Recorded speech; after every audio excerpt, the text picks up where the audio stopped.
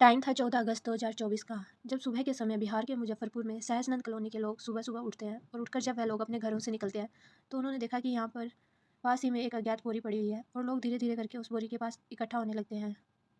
लेकिन किसी की भी हिम्मत इतनी नहीं बन पाई कि वह लोग उस बोरी को जाकर खोल सके और यह देख सके कि आखिरकार उसके अंदर क्या है, क्योंकि इस बोरी से नीचे से इस टाइम काफ़ी सारा खून निकल रहा था और वह लोग ये सब देख के काफ़ी ज़्यादा घबराए हुए थे।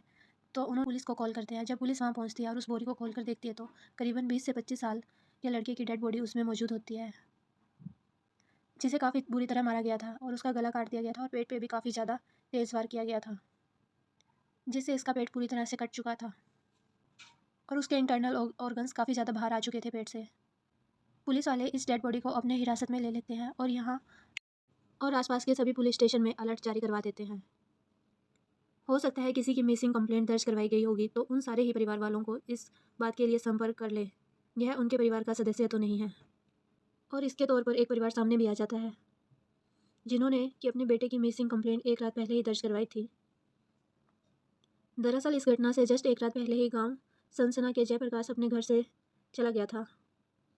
इसके परिवार वालों का यह कहना है कि जनाब वह बाजार जाने के लिए हमें बोल कर गया था और वह करीबन 8 साढ़े 8 बजे गया था और घर पर यह बोल के गया था कि वह आधे पौने घंटे में वापस आ जाएगा,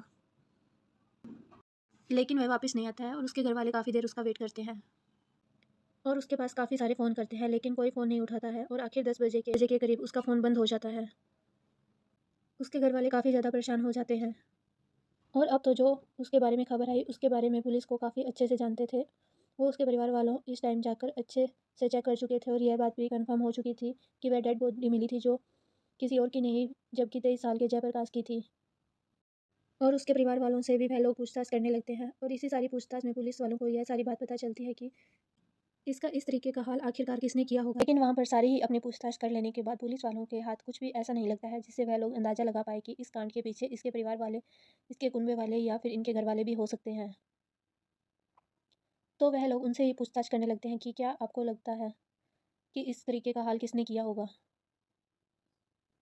पुलिस वाले यह भी पूछते हैं कि क्या आपका किसी के साथ प्रॉपर्टी का विवाद था या किसी के साथ रंजिश चल रही थी, तो घर वाले इस बात से इनकार कर देते हैं और बोलते हैं हमारा कुछ भी ऐसा नहीं था। पुलिस वालों को जहाँ से डेड बॉडी मिली थी पुलिस वाले वहाँ इन्वेस्टिगेशन करने लगते हैं और आसपास के घरों में पूछते हैं कि आपने रात को इस टाइम कुछ किसी को देखा था या कोई मिला था आपको, बट कोई भी व्यक्ति उस टाइम मौजूद नहीं था। पुलिस गली के सीसीटीवी कैमरा चेक करने लगती है, क्या पता कोई सीसीटीवी कैमरा से ही मदद मिल जाए। और उसके बाद जब पुलिस वाले तहकीकात करते हैं तो उन्हें एक सीसीटीवी कैमरा मिल भी जाता है। जब पुलिस वालों ने उसकी इन्वेस्टिगेशन की तो उन्हें पता चला कि यहाँ पर रात काफ़ी ज़्यादा हो चुकी थी। उस टाइम कुछ एक लोग साइकिल को लेकर यहाँ पर आ रहे थे। यह कुल 3 लोग थे। इन्होंने अपनी साइकिल के पीछे एक बोरी रख रखी थी और इसी जगह से गुजरते हुए इन लोगों ने यह बोरी यहाँ पर रख दी।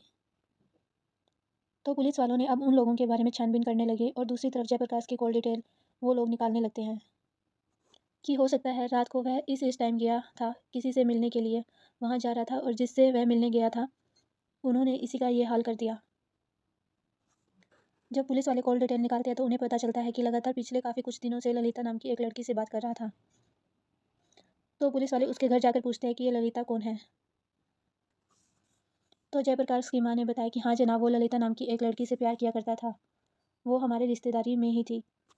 यहीं पर ये मिले थे और उसके बाद ये एक दूसरे के काफ़ी ज़्यादा नज़दीक आ गए थे और उसके बाद उनका बेटा लगातार यही बात बोल रहा था कि वह उसी से शादी करना चाहता है। लेकिन पता नहीं पिछले कुछ दिन पहले इनकी बीच क्या बातचीत हुई। उस लड़की का मेरे पास फ़ोन आया था और उसने यह बात कही थी कि वह अब जयप्रकाश से शादी नहीं करने वाली और जितना हो सके वह उससे दूर रहे। हमने अपने बेटे को बहुत समझाया लेकिन जयप्रकाश तैयार नहीं था। इस टाइम वह गोवा में इलेक्ट्रीशियन के तौर पर काम किया करता था, लेकिन पता नहीं क्या कारण था कि वह अचानक घर आ जाता है और उसके बाद शाम को यह बात कहता है कि वो अपने दोस्त से मिलने जा रहा है। अच्छे से तो उसने कुछ भी नहीं बताया था कि वह कहाँ पर जा रहा है, बस वो चुपचाप यह बात बोलकर चला जाता है और बोलता है कि वह आधे पौने घंटे में वापस आ जाएगा। पुलिस जब सारे क्लू इकट्ठा करती है तो पुलिस को पता चलता है कि इसके पीछे कोई और नहीं ललिता का ही हाथ है, क्योंकि आखिरी टाइम में उससे बात करने वाली भी वही थी और जयप्रकाश जिससे मिलने गया था वो कोई और नहीं ललिता ही थी। आखिरी टाइम में उसी की उसके साथ बात हुई थी और उसके बाद एक ऐसी कहानी सामने आती है जिसे सुनकर जयप्रकाश के घर वालों के साथ साथ उनके पड़ोसियों का दिल दहल गया। आखिरकार यहाँ पर यह शुरुआत जब हुई, जब जयप्रकाश अपने मामा की लड़की के घर पर गया हुआ था और ललिता कोई और नहीं जबकि उसके मामा की लड़की की ननंद थी। तो उसकी वहाँ पर उससे मुलाकात होती है, आपस में यह लोग बात करते हैं और उसके बाद एक दूसरे के काफ़ी नज़दीक आ जाते हैं। जैसे जैसे टाइम बीतता है तो यह लोग आपस में एक दूसरे के साथ मुलाकात करने लगते हैं और इनका प्यार और ज़्यादा गहरा हो जाता है। लेकिन उसके बाद ललिता को उसके घर वाले पटना भेज देते हैं ताकि वह वहाँ पर बीपीएससी की तैयारी कर पाए। और जयप्रकाश ने ज़्यादा पढ़ाई वगैरह नहीं की थी, जिसके चलते उसने इलेक्ट्रॉनिक्स का काम करना शुरू कर दिया था। इलेक्ट्रीशियन का कोर्स चलते वह गोवा चला जाता है और वहाँ जाकर नौकरी करने लगता है। वहाँ पर काफ़ी अच्छे से टाइम गुजर रहा था। दूसरी तरफ ललिता को अगर देखा जाए तो वह पटना में बड़े ही मज़े से अपनी पढ़ाई कर रही थी और बीच बीच में जब दोनों यहाँ वापस अपने घर आया करते थे तो एक दूसरे से मुलाकात करते थे और काफ़ी अच्छे से अपना टाइम स्पेंड कर रहे थे। और इसके बाद इन दोनों ने अपने घर वालों को बता दिया कि वह एक दूसरे से प्यार करते हैं। ललिता के पिता जयप्रकाश के घर भी आया जाया करते थे। ललिता के पिता जयप्रकाश के घर अपनी बेटी का रिश्ता भी लेके आते हैं, बट उस टाइम जयप्रकाश के पिताजी मौजूद नहीं थे। तो वे बोलते हैं कि रिश्ते की बात है, बड़े आराम से सोच समझ कर फैसला लेना चाहिए और यह बोलते हैं कि उन्हें फिर कभी आना चाहिए और वो वापस चले जाते हैं। और इसी तरीके से इनके रिश्ते वाला सिलसिला यूं ही चलता रहता है और अभी तक यह पक्का नहीं हुआ था कि इन दोनों की आपस में शादी होनी है। जयप्रकाश गोवा में रहता और ललिता पटना में। दोनों एक दूसरे को वीडियो कॉल करके अपने दिन की बात बताया करते थे और टाइम स्पेंड किया करते थे। और उसके बाद एक टाइम ऐसा आया जब जयप्रकाश ने यह चीज़ देखी कि ललिता जहाँ पर पटना में पड़ी है वहाँ उसके रूम में इसके अलावा एक लड़का भी मौजूद है। तो जयप्रकाश ने उसने पूछना शुरू किया कि वह कौन है और यहाँ पर क्या कर रहा है। अब तो रात का टाइम हो चुका है और इन सभी चीज़ों को लेकर एक दूसरे के बीच में अनबन शुरू हो गई और आपस में इनकी छोटी मोटी खटपट हो गई। और उसके बाद ललिता ने यह बात कही कि अगर तुम्हें मेरे ऊपर इतना ही विश्वास नहीं है तो ये रिश्ता नहीं रहना चाहिए। और इसी तरीके से इनके आपस में लड़ाई होने लगती है। लेकिन जैसे भी हो जयप्रकाश उसे छोड़ना नहीं चाहता था, वह उसे ही चाहता था, यह कहीं किसी और के साथ प्यार ना करने लग जाए। और यह बात काफ़ी ज़्यादा आगे बढ़ जाती है और उसके बाद एक समय ऐसा भी आया जब ललिता जयप्रकाश के घर फ़ोन करके यह बात कह देती है कि वह अपने बेटे को समझा ले, वह उससे शादी नहीं करना चाहती। लेकिन जयप्रकाश कहता है कि वह उसके ऊपर काफ़ी ज़्यादा खर्चा कर चुका है और वो उससे बहुत ज़्यादा प्यार करता है और उसके बिना नहीं रह सकता। जो भी हो वह शादी उसी से ही करेगा। जयप्रकाश यह भी बोलता है कि अगर शादी नहीं करनी है तो वह खर्चा दे दे जितना भी लगा है। ललिता बोलती है कि वह उसे खर्चा नहीं देगी और उसकी हत्या कर देगी।